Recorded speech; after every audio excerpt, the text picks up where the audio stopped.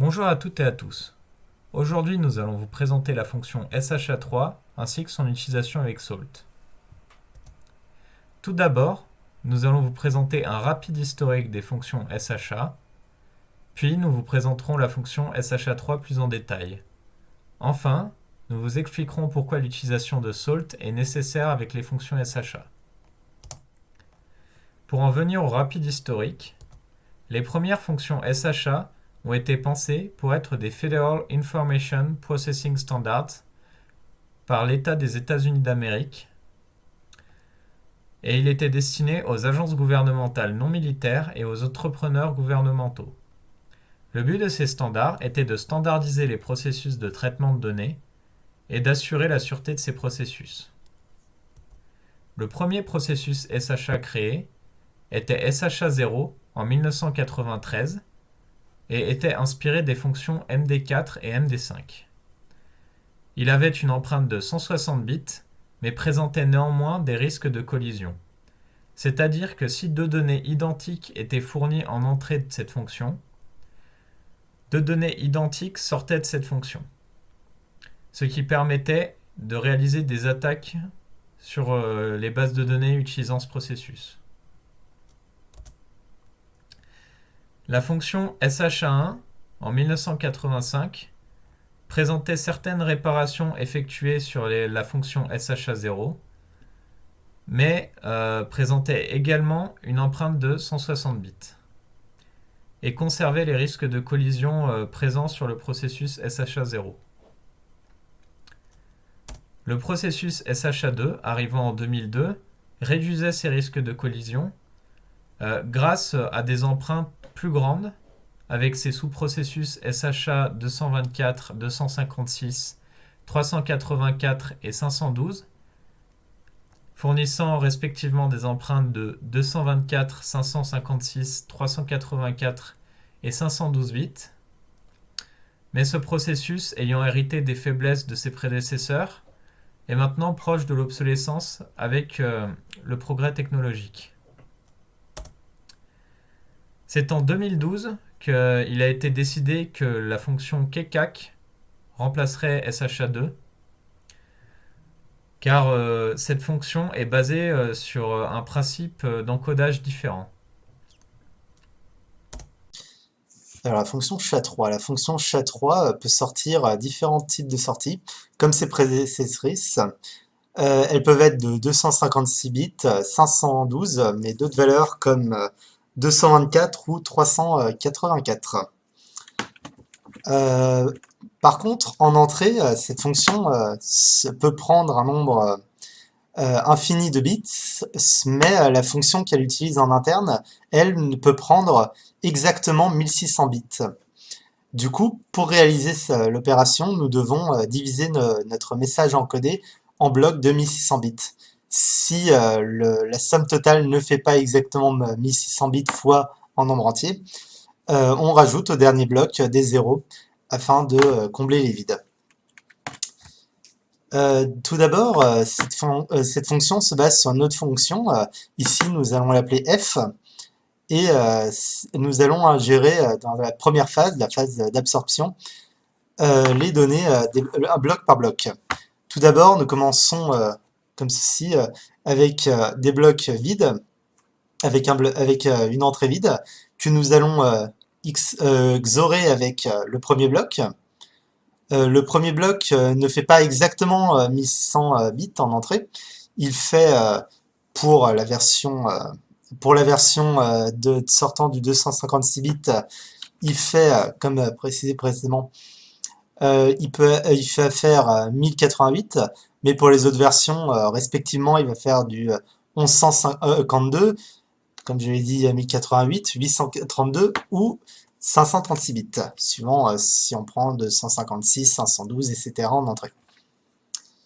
Une fois que ce sera fait, on va passer les blocs un par un et XORer le résultat à l'ancienne valeur d'entrée. Et une fois que ce sera fait, nous aurons une valeur de sortie, TSC, qui correspondra à 1600 bits qui ont été passés par la fonction f. Ensuite, une fois que ces valeurs sont sorties, nous allons récupérer les x premiers bits de la sortie pour une sortie à 256 bits, nous allons récupérer les 256 premiers bits. Et ainsi de suite, pour 512, nous allons récupérer 512 premiers bits.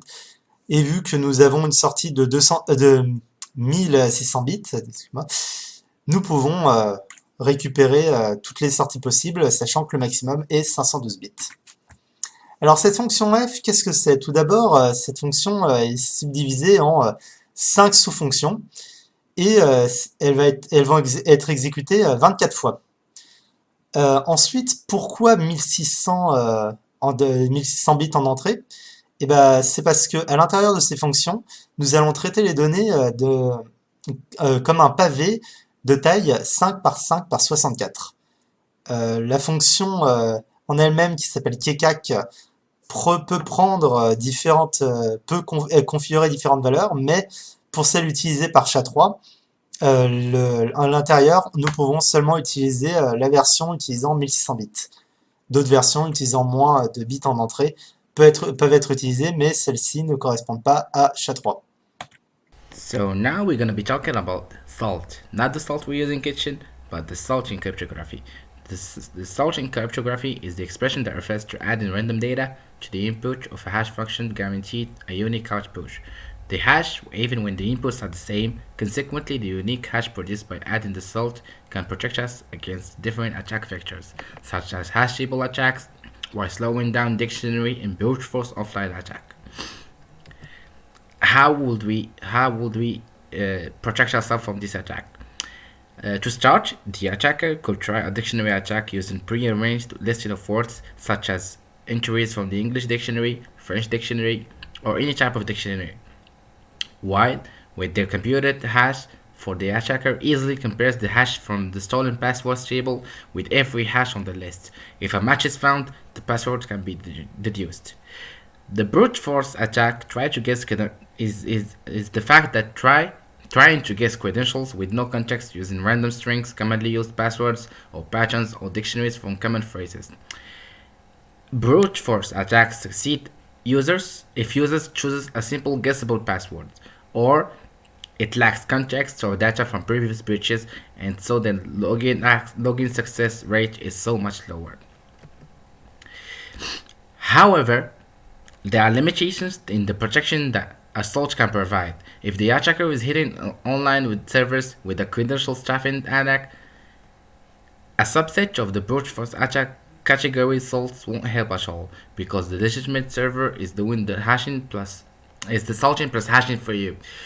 Credential stuffing is a cyber attack method that attackers use lists of compromised credentials to breach into a system. The attack uses bots for automation and scale and is based on assumptions that many users reused their username and passwords across multiple platforms. Statistics show that about 0.1% of breached credentials attempted on other services will result in a successful login. Here is a typical process followed by an attacker in a large-scale credential stuffing attack. First, it sets up that it is able to it sets up bots that automatically log in into multiple accounts with different IPs. Then it runs an automated process to check if stolen credentials work on many websites.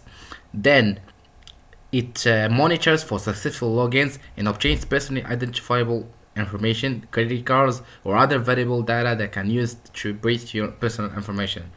Then it retains an account information for future use, for example phishing attacks or other transactions enabled by the compromised servers.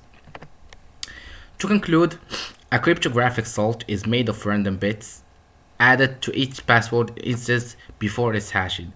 Salts create unique passwords even in the instance of users chosen. The same passwords salt helps us mitigate hash table attacks by forcing attackers to recompute them using the salt for each user.